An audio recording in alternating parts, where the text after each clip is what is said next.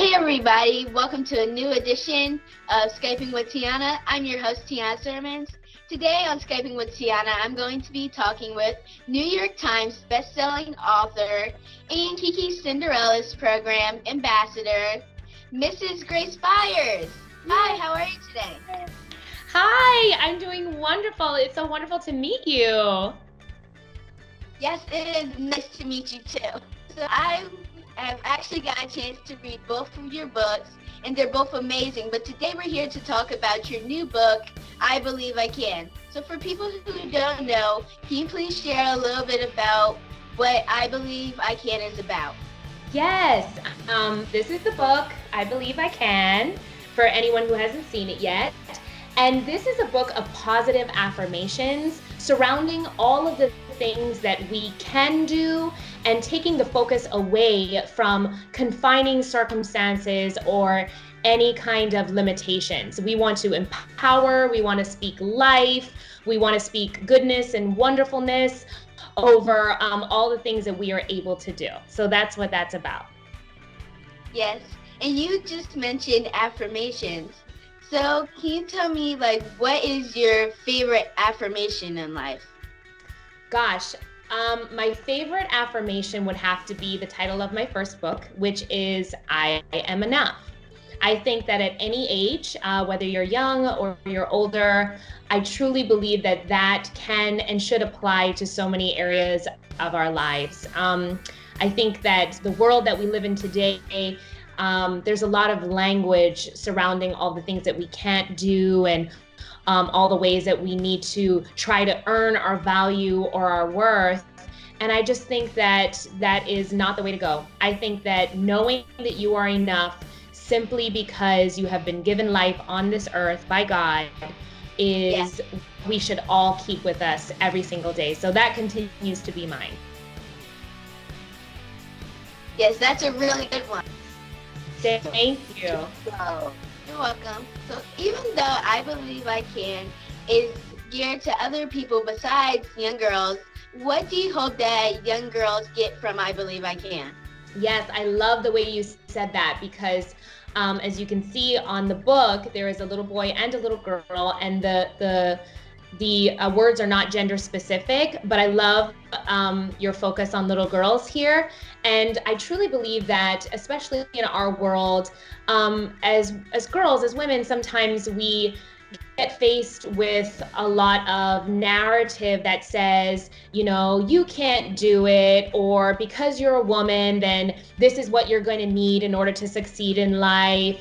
And I just want to combat that. I want to combat that by, again, putting the focus on we have everything that we're going to need in life inside of us. There's nothing that we need to do to earn that. There's nothing that we need to do to prove that to anybody. And as long as we continue to believe in ourselves, that there's really nothing that we can't do, because even if we face conflict or we face issues or problems, we can always learn from them. We can always course correct. We can always continue to believe in ourselves and find ourselves on the other side of it. Yes, definitely. So, speaking of young girls, how do you think that your childhood played a role in you becoming an author? Ooh, that's a good question. I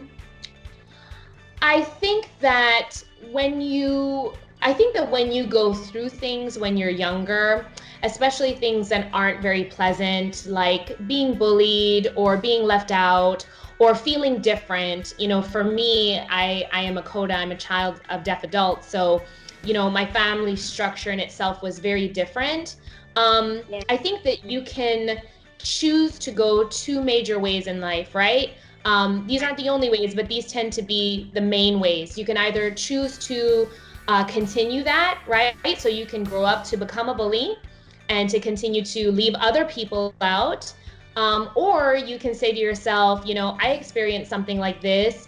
This wasn't the most fun for me. And what I want is I want to use my platform and my forum to help other little girls feel not what I felt. You know what I mean? And so I think one of the ways that I wanted to do that was writing children's books so that I could somehow, in a way, be there for little girls who might be going through what I went through, and encourage them and let them feel less alone and way more empowered. Yeah, so kind of like taking your bad past and then changing that to make it good for you. Absolutely. That's spot on. Absolutely. Yes. So both of your books, I Am Enough and I Believe I Can, read as poetry. Was that intentional, and do you like poetry?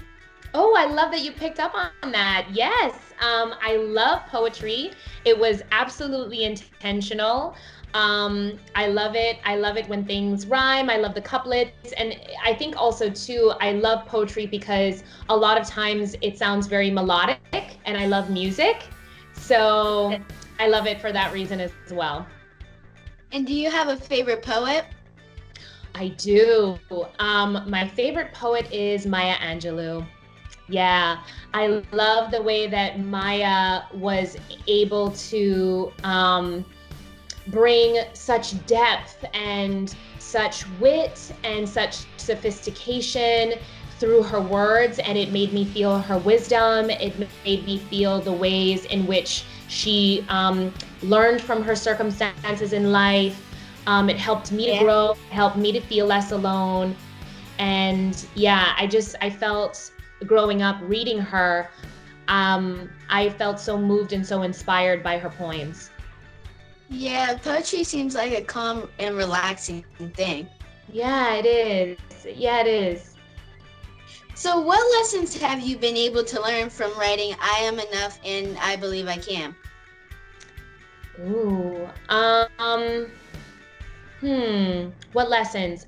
I would have to say one lesson actually is that as empowering and as positive as these words are, there are some people who are going to feel like criticizing, works like these, and I was surprised by that. Like, I was like, wow, like there's somebody out here who doesn't want to hear positive words.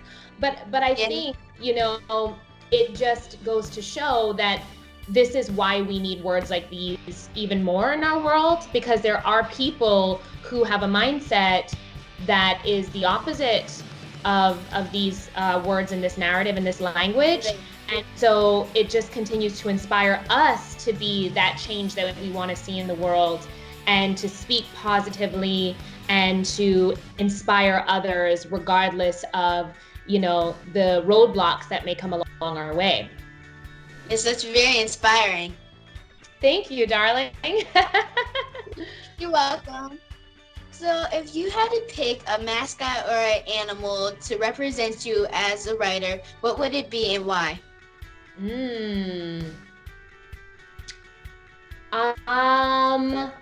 I would say probably a lion. Because because I feel like these are very bold words, and I feel they're very strong, empowering words, and the point is to instill confidence, and I think that a lion is pretty confident. Can I ask you if you think that if you could imagine yourself as an animal, what do you think that would be? If I could imagine myself as an animal, I would probably be maybe a tiger, because even though like sometimes tigers are cute and cuddly, they still have a mean, well, not really a mean, but like a fierce and confident side to them. So I would definitely represent myself as a tiger.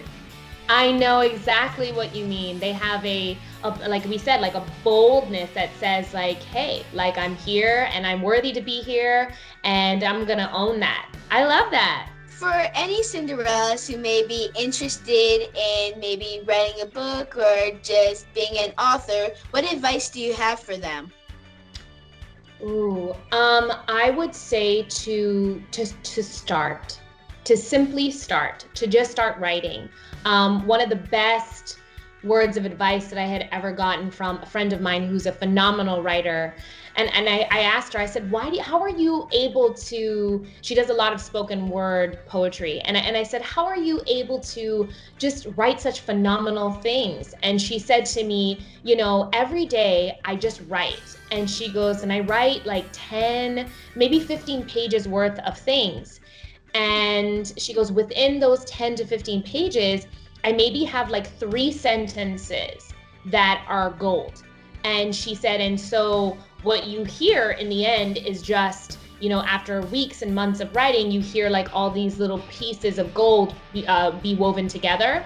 And so, so she said, just write, just continue to write every single day, because you will continue to hone your skills.